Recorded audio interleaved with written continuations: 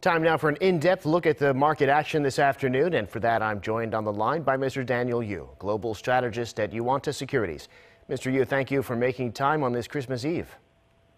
Thank you very much for having me on this Christmas Eve. Well, China has announced it's cutting tariffs on a wide range of goods from around the world as it tries to get a trade deal with the U.S. And on Wall Street, stocks again at all-time highs. Take us through the global markets. Sure. As you said, China will cut tariffs on hundreds of products ranging from the frozen pork to high-tech parts next year, lowering the trade barrier to support the economy.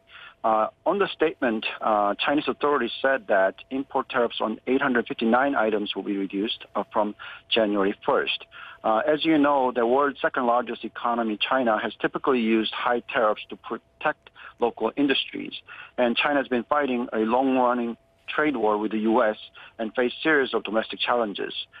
With the decline of the import prices due to the tariffs, we think that the inflation numbers will be lowered quite significantly. As you know, the inflation number rose quite sharply in last month by more than 4.5% because of the 110% rise of the pork prices due to the outbreak of the African swine fever. With that, overall, consumer market will be quite positively affected. We think that the lower inflation numbers would be positively affected because the Chinese government can use the additional boosting measures. Due to this, if you look at the U.S. market, it continues to show rising trend despite that it is hitting the record high level. And also China, after yesterday's quite significant correction, today it is rising quite sharply. We think that overall, these two countries will continue to show a rising trend in terms of equity prices. Well, Korean stocks have been doing pretty well lately, with the exception of today. What's going on here? Yes. Well, as you know, Korean equity market, the Kospi, has been quite a big of a weak equity market relative to other global market. But nevertheless, it did hit 2,200 level, which we have predicted and expected.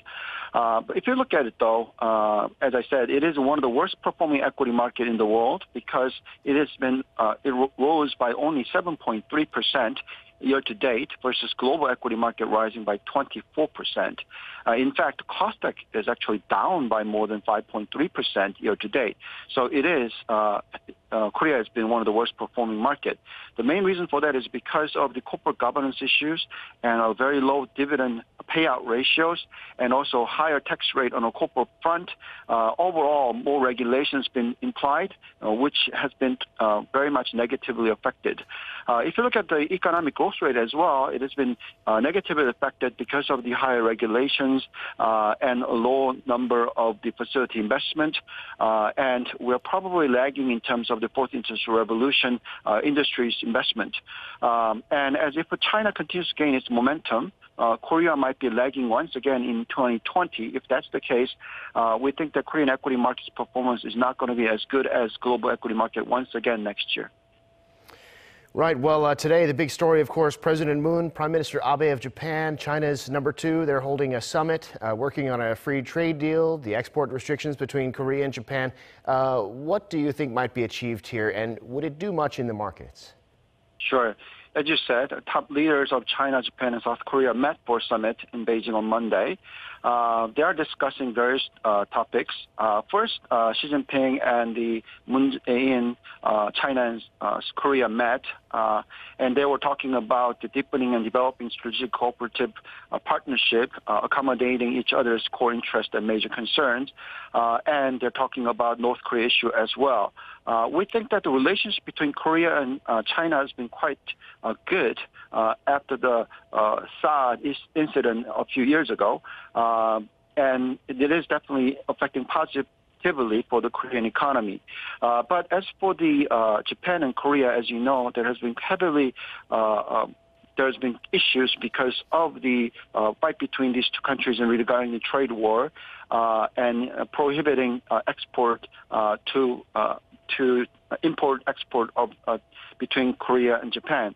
However, though, they have been meeting together and they're discussing to lower these tariffs. If that's the case, then we think that things will go in a positive direction.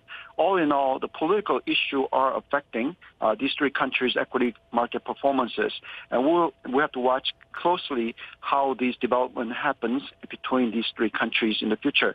All in all, any discussion, any positive indication of the deregulation is happening, that could affect positively for the global equity market. Well, we should hear something in the next couple of hours from the Korea-Japan meeting.